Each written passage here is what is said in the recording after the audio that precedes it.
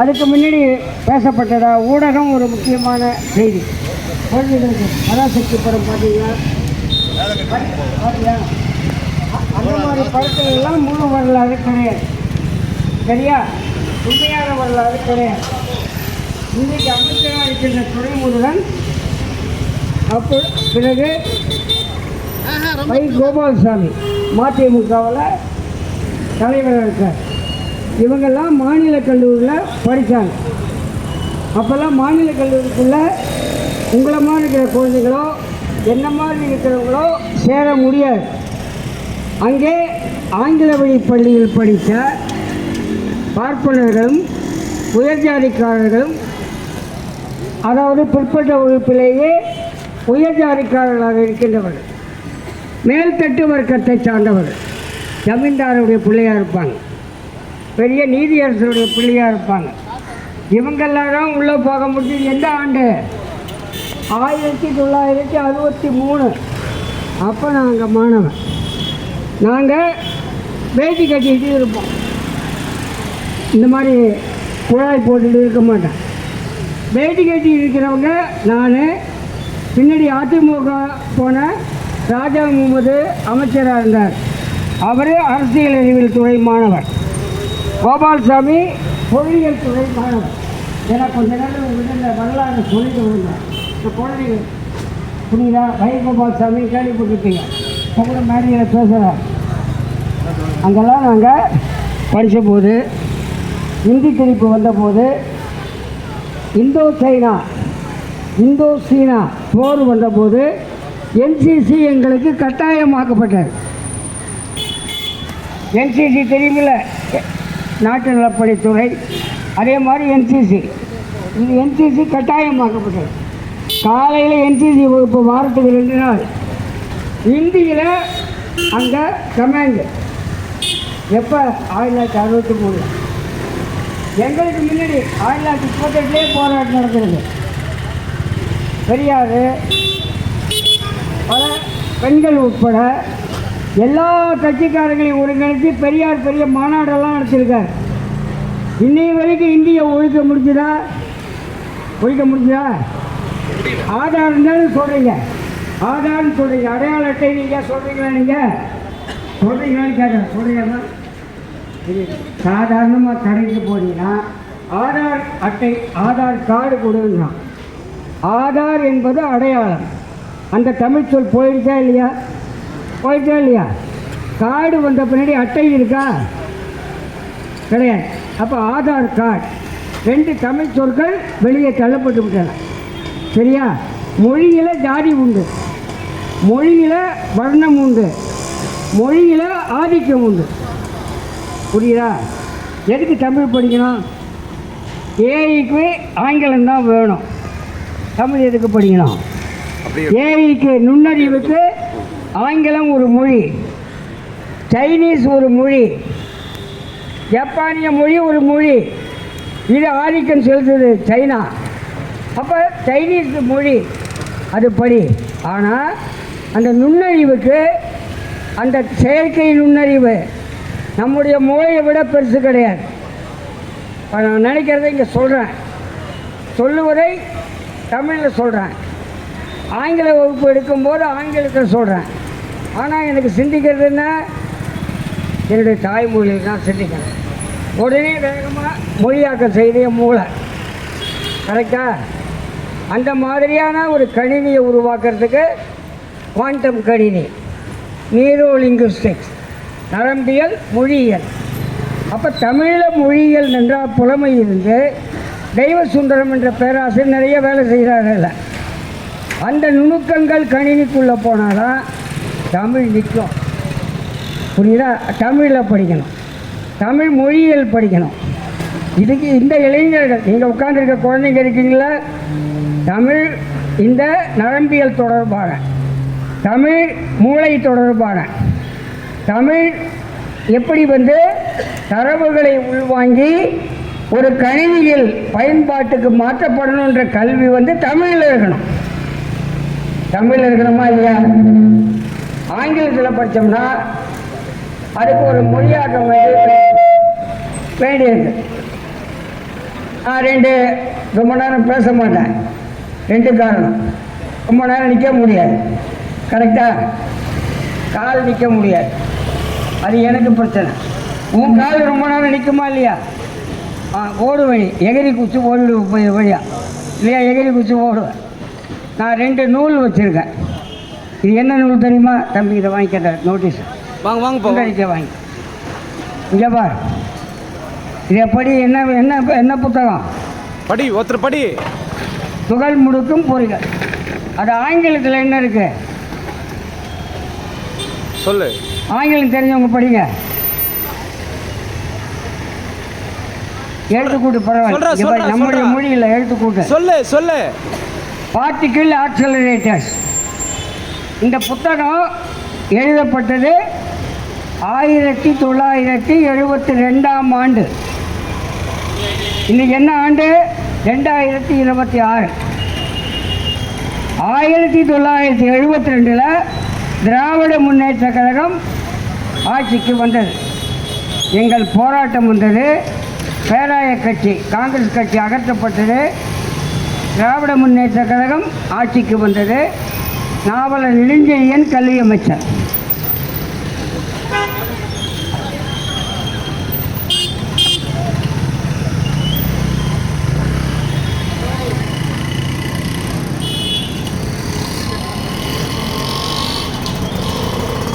அந்த புத்தகத்தில் முதல் பக்கத்தில், ஏன்னா இங்கே இருக்கின்ற தோழர்களுக்கும் தெரியணுன்றதுக்காக இதை எடுத்துகிட்டு வந்தேன்.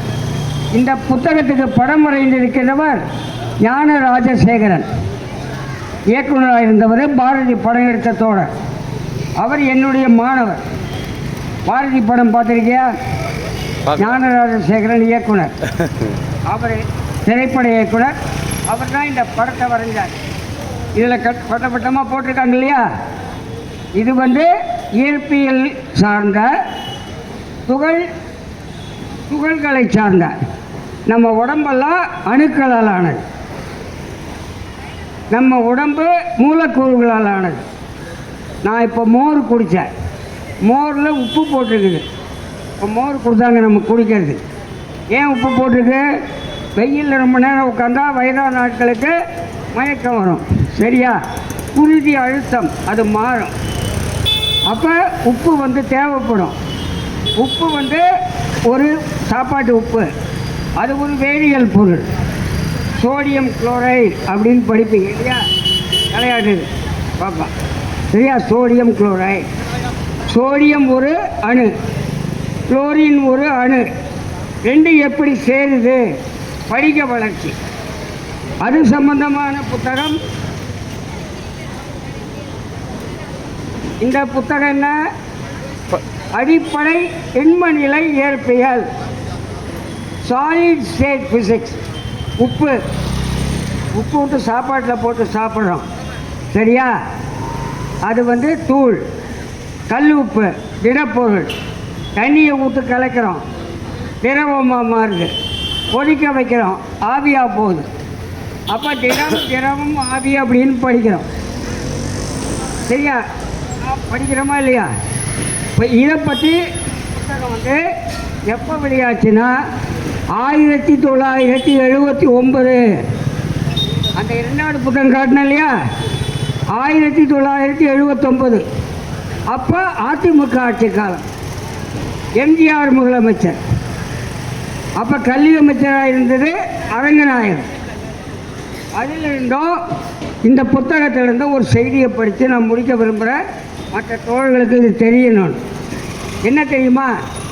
வரலாறு மாற்றி எழுதப்படுது. இந்த வரலாறெல்லாம் யார் மாற்றி எழுதுகிறாங்க?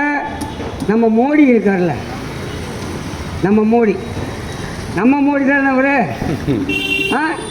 என்னம்மா நம்ம மோடின்னுவாங்க ஓட்டு கேட்க வரும்போது. நம்ம மோடி தாங்க. கூட நம்ம வேறு ஒரு கட்சிக்கார பேர் சொல்லி அவர் தமிழர் தாங்க. தமிழ் எவ்வளோ அழகாக மோடி பேசுகிறாரு. திருக்குறளை பற்றி காசிக்கு கொண்டு போனார். தமிழை கொண்டு போய் காசியில் அரங்கேற்றி உட்கார வச்சுருக்கார் அப்படின்னு சொல்கிறாங்க இல்லையா? காசி தமிழ் சங்கம். அவர் நம்ம மோடி எப்படின்னா நம்மளையே வச்சு நம்மளை காலி பண்ணு. புரியுதுங்களா? காலி பண்ணுறார். எப்படி காலி பண்ணுறாரு? திருக்குறள் அதை எடுத்துக்கிறார். வள்ளலார் அவர் எடுத்துக்கிறார். நம்ம ஆளுநர் ரவியும் எடுத்துக்கிறார். அந்த ஆளுநர் மாலைக்கு முற்றுகையில் போராட்டம் நடக்குது. அந்த பக்கம் நம்மளை இங்கே தள்ளி விட்டாங்க. இன்னும் கொஞ்ச நாள் ஆச்சுன்னா இங்கேருந்து தள்ளி வேறு எங்கேயாவது வீடுகளே இல்லாத இடத்துக்கு நம்மளை போய் உட்கார சொல்லுவாங்க. ஏன்னா தமிழ் மொழியை பற்றி பேசணும்ல, ஜனங்களுக்கு தெரியக்கூடாது. இங்கே இருக்க தேநீர் கடைக்காரரு மலையாளியா தமிழரா தெலுங்குறா நமக்கு தெரியாது. அவருடைய தாய்மொழியும் காணாமல் போகுது. மலையாளமும் இருக்கார், கன்னடமும் கல்கிழக்கும் எல்லாம் சொல்லுவார் இல்லையா பாரதியார். எந்த மொழி இனிமேல் இருக்க போவதில்லை. எப்போ இருக்கும்? நீங்கள் பேசினா இருக்கும், நான் பேசினா இருக்கும், தொழிலில் இருந்தால் இருக்கும், விஞ்ஞானம் இருந்தால் இருக்கும், அறிவியல் அது பயன்பாடு இருந்தால் இருக்கும். இல்லைன்னா மொழி நிற்குமா? உணர்ச்சி வயப்பட்டு நாம் முழக்கமிடுவதால் மட்டும் மொழி நிற்காது. மொழி பண்பாடு அழிக்கப்படுமானால் மொழி செத்துப்போகும். நம்முடைய தமிழ் பண்பாடு உயிரோடி புதைக்கப்படுமானால் மொழி செத்துப்போகும். என்ன பண்ணுறாரு நம்முடைய மோடி? பல்கலைக்கழகம் நல்கை குழு, மீறி மானிய குழுன்னு வாங்க, அதை நல்கை குழுன்னு மாற்றிருக்கோம். யூஜிசி அவங்க நிதி கொடுக்குற ஒரு அமைப்பு. அந்த அமைப்பையே கலைக்க போகிறாங்க. அவங்க என்னென்ன அனுப்புகிறாங்க? வந்தே மாதரம் பாடுங்கன்னு அனுப்புகிறாங்க. பட்டேல் அவரை சிலையை காட்டி தேசிய ஒற்றுமை நாள் பள்ளிக்கூடத்துலேயும் கல்லூரிலையும் உங்களை உறுதிமொழி எடுக்க சொல்கிறாங்களா? சொல்லிட்டாங்கல்ல? சொல்லிட்டாங்க. பல்கலைக்கழகங்கள் பள்ளிகளுக்கு சுற்றறிக்கை, இதை செய்ய சொல்லி மாநில அரசாங்கங்களுக்கு வற்புறுத்தல். சரியா? அப்புறம் இந்தியன் நாலேஜ் சிஸ்டம், இந்திய அறிவுசார் அமைப்பு. நான் உப்பு சொன்னேன் இல்லையா? உப்பை பற்றி சொன்னால் ஒரு அர்த்தம் இருக்குது. மாட்டு மூத்திரத்தை குடினா அது எப்படி நான் குடிப்பேன்? மாட்டு மூத்திரத்தை பற்றி ஆராய்ச்சி பண்ணுறாங்க. கோல்கட்டியாஸ் யூனிவர்சிட்டின்னு ஒன்று. அவங்க என்ன தெரியுமா, ஒரு அறிவியல் ஆய்வு, தாலி கட்டுறாங்கல்ல, தாலியை மறுத்து திருமணங்கள் நடத்தியது தமிழ்நாட்டில் இல்லையா? தாலி கட்டா திருமணம் நடந்த இடம் தமிழ்நாடு. இப்பயும் நடக்குது. தாலி கட்டுறதுனால கொரோனா வரல அப்படின்னு ஆராய்ச்சி கட்டுறோம். தாலி கட்டுறதுனால தங்கம் தொங்குது இல்லையா அப்படின்னு ஒரு போலி அறிவியல் போலி அறிவியல் சொன்னால் எதை வேணாலும் விற்க முடியும், ஏமாத்துறாங்க. தொடர்ந்து போயிட்டோம். புரியுதா? சரி, பேசுமா? அஸ்ட்ராலஜி, ஜாதகத்தை அறிவியல்னு சொல்கிறாங்க. இதெல்லாம் ஏற்றுக்க போகிறீங்களா? இந்த 79 கொண்டு வந்தோம். அதை கிட்ட சொல்லி நான் முடிக்கிறேன். 1962ஆம் ஆண்டு தொடக்கத்தில் புகுமுக வகுப்பு, 1969 பட்டப்படிப்பில் பிஎஸ்சி இயற்பியல், பிஎஸ்சி அப்புறம் வேதியியல், பிஎஸ்சி உயிரியல் எல்லாவற்றிலும் தமிழ் பட்ட வகுப்புகள் நடந்தன. இந்த புத்தகம் எல்லாம் 2 புத்தகங்களும் முதுநிலை வகுப்புக்கு எம்எஸ்சி அளவில் புத்தகம். எப்போ? 72 வந்து. இதை யார் பணம் கொடுத்தாங்க? அதுதான் முக்கியமாக நான் நம்ம தோழர்களுக்கு தெரியணும், குழந்தைகளுக்கு தெரியும். அதோடு முடிக்கிறார். துகள் முடிக்கும் என்ற நூல் தமிழ்நாட்டு பாடநூல் நிறுவனத்தின் 353வது வெளியீடு. இதுவரை 386 நூல்கள் வெளிவந்துள்ளன. இந்த நூல் மைய அரசினுடைய நெடுஞ்செழியன் சொல்கிறார், மைய அரசின் கல்வித்துறை சமூக நல அமைச்சகத்தின் மாநில மொழியில் பல்கலைக்கழக நூல்கள் வெளியிடும் திட்டத்தின் கீழ் வெளியிடப்படுகின்றது. இந்த வெளியீட்டிற்கு யார் உதவி பண்ணிருக்காங்க?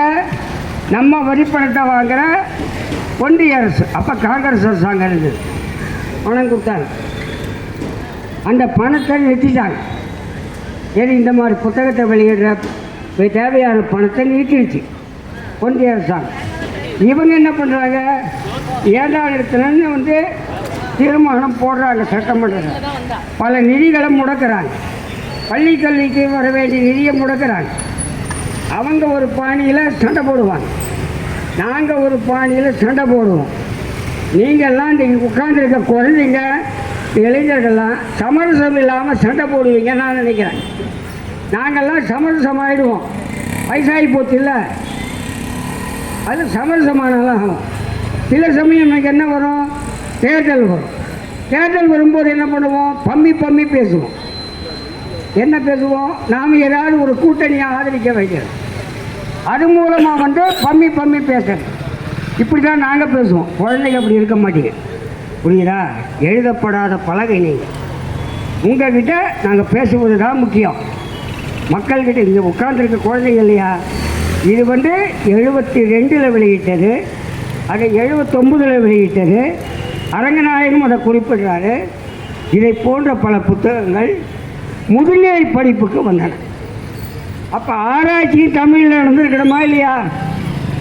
கரிம வேதியியல் துறையில் துணைத் தலைவராக இருந்தவர் தமிழில் ஆய்வேடை சமர்ப்பித்தார், ஊர்வலமாக சென்று சமர்ப்பித்தார்.